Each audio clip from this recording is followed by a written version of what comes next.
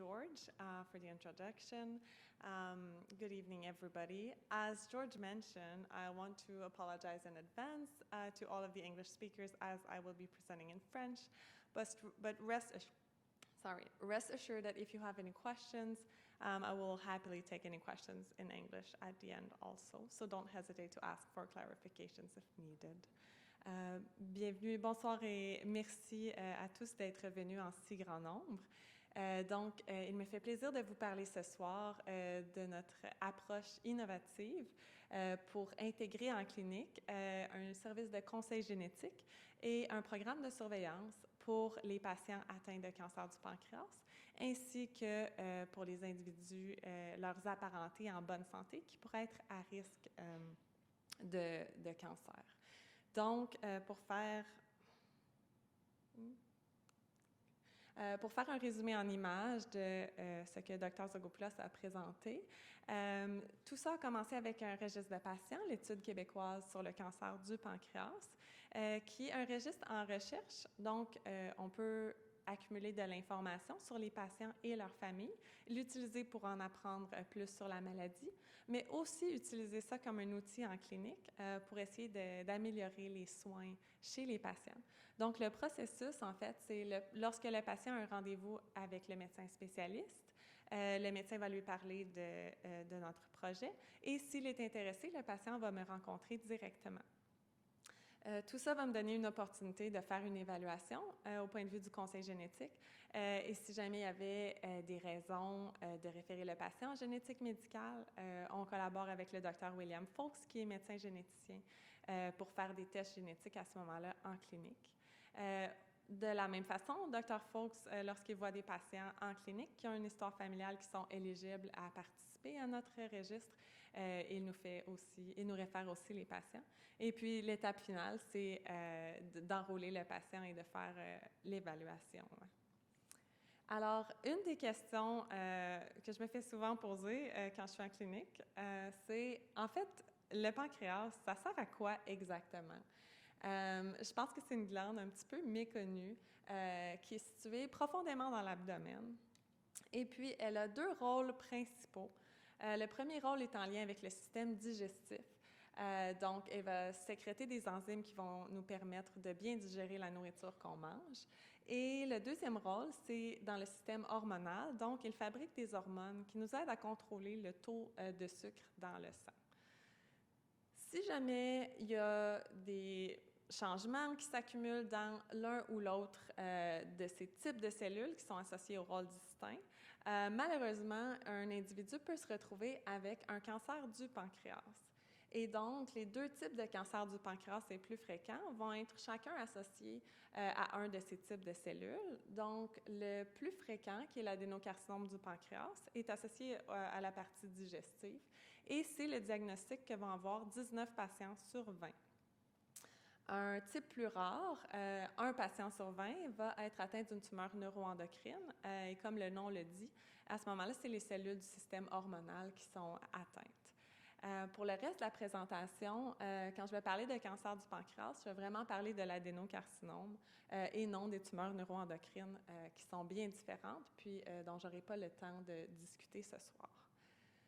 Lorsqu'on parle d'adénocarcinome du pancréas, vous l'avez entendu un peu ce soir, c'est une maladie qui est difficile à traiter et je pense que Dr. Zogopoulos l'a très bien illustré parce que les options de traitement vont dépendre du stade auquel le patient reçoit le diagnostic. Comme la plupart des patients vont être non opérables à ce moment-là et comme il y a eu peu d'innovation dans les dernières décennies au niveau des traitements systémiques, donc qui touchent l'ensemble du corps, comme la chimiothérapie. C'est sûr qu'il faut travailler là-dessus pour essayer d'améliorer les choses. Et une des contributions que je peux offrir en clinique avec mon expertise en conseil génétique, c'est de faire le dépistage directement, justement, à la clinique au Centre du cancer des Cèdres pour identifier non seulement quel patient atteint de cancer pourrait bénéficier d'un traitement ciblé, mais également si jamais des membres de la famille pouvaient bénéficier d'une surveillance. Lorsqu'on parle de génétique, on parle de quoi exactement? pour la majorité des patients, représentés par le cercle gris, une personne peut être la seule à avoir un diagnostic de cancer du pancréas dans la famille. Puis à ce moment-là, il y aura probablement ou il y a peu de chances qu'il y ait une prédisposition génétique chez cette personne. Par contre, 10 à 15 des patients vont présenter avec ce qu'on appelle le cancer du pancréas familial, c'est-à-dire lorsqu'il y a 2 personnes ou plus dans la famille qui ont un diagnostic de cancer du pancréas. Une sous-section de la partie familiale, c'est en fait la partie héréditaire où les patients qui ont une prédisposition génétique, donc qui sont nés avec dans chacune de leurs cellules un changement génétique qui fait qu'ils sont plus à risque de développer pendant leur vie un cancer du pancréas. Il y a aussi un autre type plus rare de changement génétique qui peut causer une inflammation chronique du pancréas, qu'on appelle une pancréatite, qui peut être aussi en lien avec un risque plus élevé de cancer du pancréas pendant la vie. Et lorsqu'on a un patient qui est porteur d'une mutation génétique qui prédispose au cancer du pancréas, en général, la présence de cette mutation génétique-là a vraiment contribué à la formation de la tumeur, mais ce n'est pas toujours le cas. Mais c'est souvent vrai. Au Québec, une des choses particulières par rapport à la génétique, c'est la présence de ce qu'on appelle un effet fondateur. L'effet fondateur, c'est lorsqu'on commence avec une population initiale qui a une grande variabilité génétique. Mais un petit groupe d'individus de la population se retrouve isolés géographiquement de cette population-là. Et puis, comme ils ont une diversité, un apport génétique externe diminué, à ce moment-là, ils vont donner naissance à beaucoup de descendants qui vont avoir leurs gènes en plus grande proportion. Donc, c'est la proportion d'étoiles oranges que vous voyez, qui est plus fréquente après plusieurs générations chez les Québécois que dans la population initiale en France.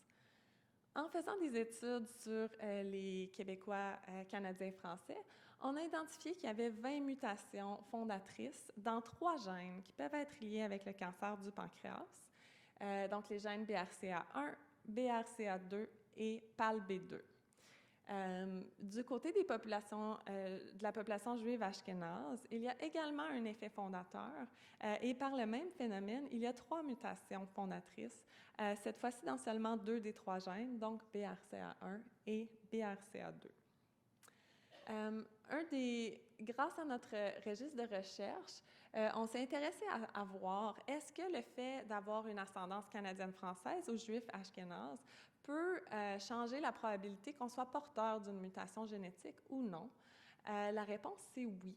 Donc, si on compare les proportions pour les patients avec cancer du pancréas des 3 ascendances, on peut voir que chez les Canadiens français, le taux de porteurs est autour de 8 chez les Juifs ashkénazes, c'est autour de 10 et chez les patients de toute autre ascendance, c'est environ 5 On pourrait penser, c'est sûr que la majorité des patients n'auront pas de changement génétique, donc on pourrait penser que ces chiffres-là sont faibles, mais en fait, même s'ils sont petits, ils sont vraiment très importants.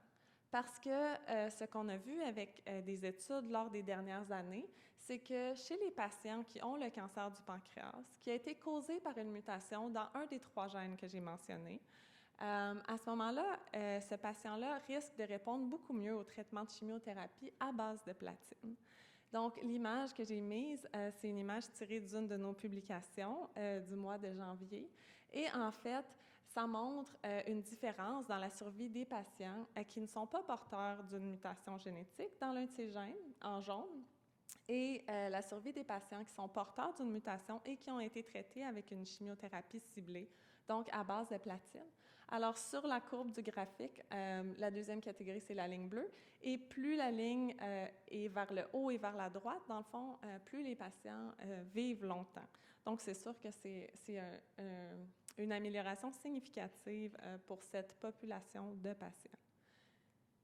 Avec cette même étude, on a découvert qu'il y avait 2 caractéristiques aussi chez les patients atteints de cancer du pancréas qui avaient une mutation génétique. D'abord, qu'ils étaient diagnostiqués en moyenne à un âge plus jeune. donc plus autour de 60 ans, alors que l'âge moyen au diagnostic était vers 65 ans pour les patients qui n'avaient pas de mutation génétique. Et un autre élément intéressant, c'est qu'on voit plus souvent, lorsqu'on prend l'histoire familiale, que ces patients-là vont avoir des antécédents familiaux de cancer que les gens qui n'ont pas de mutation génétique. Et c'est logique, puisque c'est des mutations qui sont associées, je l'ai mentionné, au cancer du pancréas, mais les mutations dans les gènes BRCA1 et 2 sont aussi souvent plus connus, même dans le grand public, parce qu'ils sont associés à un risque de cancer du sein, de l'ovaire et de la prostate. Donc, ce n'est pas surprenant que chez un patient avec une histoire familiale de cancer, il y a une probabilité plus élevée qu'il ait une mutation génétique. Et donc, en intégrant tous ces éléments ensemble, ça donne un processus complet où le patient reçoit une approche multidisciplinaire lorsqu'il vient en clinique. Donc, le patient arrive soit un peu avant ou au moment du diagnostic, lorsqu'il voit le médecin spécialiste. Je le rencontre idéalement à cette première consultation ou à la deuxième, si ce n'est pas possible. Puis, à ce moment-là, je prends les antécédents personnels et familiaux du patient. Si jamais le patient a une ascendance canadienne-française ou juive ashkénaze, qui est donc pour les mutations fondatrices, à ce moment-là, on lui offre un test génétique pour essayer de dépister ces mutations-là. Si jamais le patient est diagnostiqué à un jeune âge, donc à 50 ans ou moins, à ce moment-là, on lui offre aussi des tests génétiques. Puis si le patient a des antécédents familiaux de cancer, c'est la même chose, on offre des tests génétiques. C'est sûr que les tests qu'on offre en clinique pour l'instant sont financés avec, dans le fond, nos fonds de recherche. Parce que ce n'est pas des tests qui sont encore couverts par la RAMQ. C'est sûr que ce qu'on aimerait faire éventuellement, probablement que tout patient avec cancer du pancréas, peu importe son âge, peu importe ses antécédents familiaux, mériterait de faire le test génétique. Parce qu'on sait maintenant que l'histoire familiale n'est pas absolue, puis même si ces critères-là sont assez bons pour dépister les patients qui ont des mutations, on n'est pas capable d'identifier tout le monde. Donc, dans un monde idéal, ça serait bien que tout le monde ait un test génétique parce que ça peut vraiment, comme vous l'avez vu, avoir un impact sur les soins du patient. Mais comme on a des ressources limitées, on est un petit peu pris, ce n'est pas quelque chose qu'on est capable d'offrir pour le moment. Ça pourrait être, j'espère, une option à intégrer dans le futur. Donc, le patient peut accéder à certains tests génétiques s'il se qualifie, et puis les tests génétiques, les résultats du test génétique, avec l'accord du patient, bien sûr, s'ils sont positifs, vont être partagés avec le médecin et l'équipe de soins qui va les traiter pour pouvoir changer leur prise en charge. Et le deuxième élément qui est aussi important, c'est qu'un patient avec un changement génétique va être encouragé à partager l'information avec les membres de la famille pour que si des personnes en bonne santé aient un risque de porter la même mutation, à ce moment-là, ils pourraient eux-mêmes, s'ils le souhaitent, faire un test génétique et bénéficier peut-être de notre programme de surveillance. Et donc, ceci m'amène à la deuxième partie de la présentation, qui est de parler un peu plus de notre programme de surveillance pour les gens en bonne santé à risque élevé de cancer du pancréas. La première chose que je dis à tout patient à qui je parle du programme de surveillance, c'est qu'à ce jour, il n'y a aucun protocole clinique qui a été prouvé comme quoi il était capable de détecter le cancer du pancréas de façon précoce et donc en offrant un bénéfice clinique aux patients. Le protocole qu'on fait est donc offert en recherche, puis il est basé sur différents articles et publications dans les 10 dernières années dans la littérature. Puis c'est un protocole qui est assez consensus. Donc, on suit les patients aux 6 mois par 2 examens d'imagerie différents. Donc, on fait chaque examen annuellement en les alternant. Le premier examen, c'est l'imagerie par résonance magnétique. Et le deuxième examen, qui est un peu moins connu, c'est une échographie endoscopique. Donc, pour voir le pancréas par échographie, malheureusement, on ne peut pas faire comme pour les femmes enceintes, puis passer par l'abdomen, parce que le pancréas est trop profond dans le ventre. Donc, il faut aller jusqu'à l'estomac avec la sonde, et à ce moment-là, on peut faire l'examen du pancréas de l'estomac par endoscopie. Nous suivons aussi un marqueur sanguin, le CA19-9, qui est le meilleur marqueur, le marqueur le plus généralement associé au cancer du pancréas. Mais comme tout marqueur, il n'est pas complètement spécifique et il n'est pas toujours présent, même si un patient développe le cancer du pancréas. Mais comme c'est le meilleur test qu'on a, on le suit aussi aux 6 mois dans nos patients. Et puis, une fois que les examens sont faits, on organise un rendez-vous en clinique, Dr. Zagopoulos et moi, avec le patient pour réviser les résultats des analyses et voir s'il y avait d'autres changements à sa santé.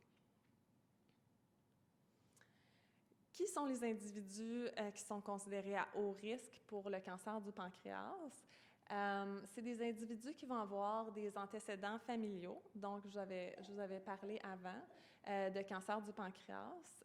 Pour nos critères, on considère les gens qui ont 3 apparentés ou plus avec un diagnostic de cancer du pancréas et on les suit à partir de 50 ans. Et puis, pour les individus qui ont une prédisposition génétique, comme j'avais mentionné auparavant, soit une prédisposition héréditaire au cancer ou un syndrome d'inflammation chronique. À ce moment-là, on suit ces patients à partir de 45 ans. Puis, évidemment, pour être suivi, il faut être en bonne santé, dans le sens où le patient est capable de faire les examens d'imagerie et le suivi en clinique. Puis, on considère que grâce à ces critères-là, on a vraiment les gens à plus haut risque.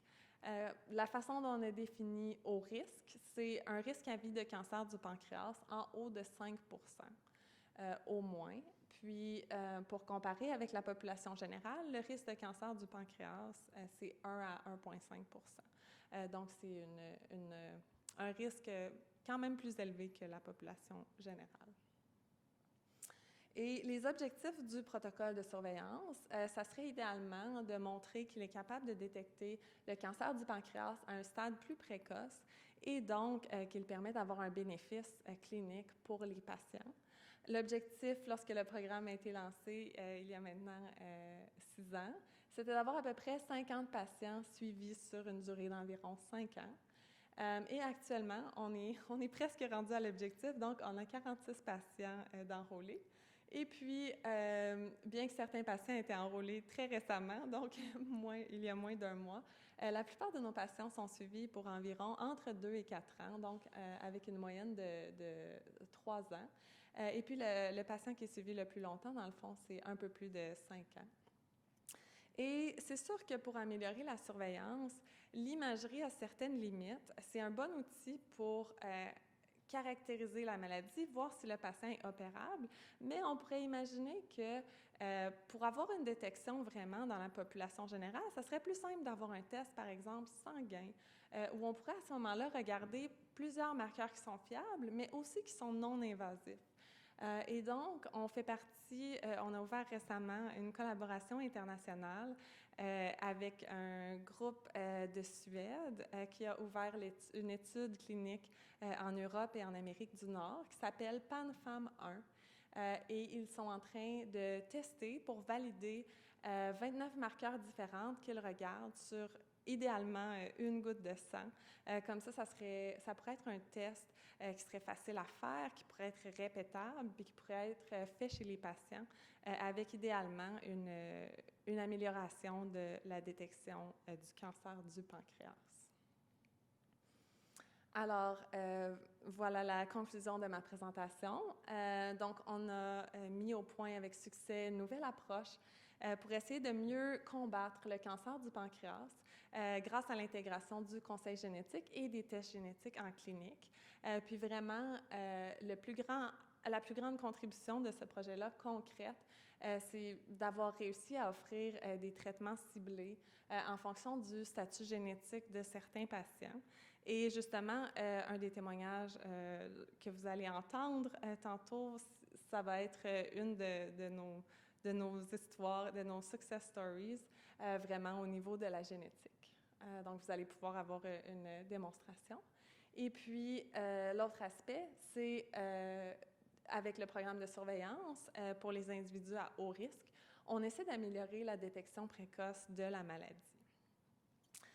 Puis, pour conclure, je vous dirais que faire de la recherche, c'est un petit peu comme essayer de faire un casse-tête dont on n'a pas toutes les pièces. On ne sait pas il y a combien de pièces. On n'est même pas certain l'image finale va ressembler à quoi. Puis chaque petit pas en avant, c'est vraiment d'essayer de trouver une nouvelle façon de pousser les connaissances un petit peu plus loin, puis d'ajouter un morceau à notre casse-tête.